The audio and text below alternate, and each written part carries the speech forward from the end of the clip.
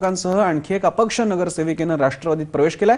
असलम अन्सारी, अशरीफ राऊत आणि हफीजा नाईक या सपाच्या नगरसेवकांनी राष्ट्रवादीत प्रवेश केला।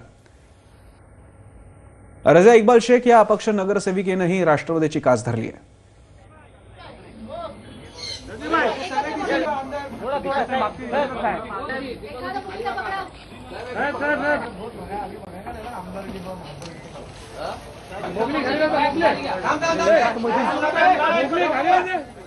दोन नगरसेवक गेलेत, उमेश पाटील आणि सुधीर भगत यांच्या दोघांच्या वॉर्डांमध्ये विधानसभा आणि लोकसभेचा इतिहास बघितला असता त्यांनी कधीही पक्षाला आघाडी मिळवून दिलेली नाही।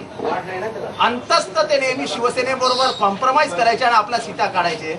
यावेळेस पहिल्यांदा पक्षविरोधी कारवाया केल्यामुळे आपल्या सीटा कापल्या जातील, आपल्याला उमेदवारी मिळणार नाही या भीतीपोटी पायाखालची जमीन सरकल्यामुळे ते बाहेर जात आहेत आणि जाताना शिवसेनेची स्ट्रॅटेजी आहे की जितेंद्र आव्हाडवर हल्ला करा।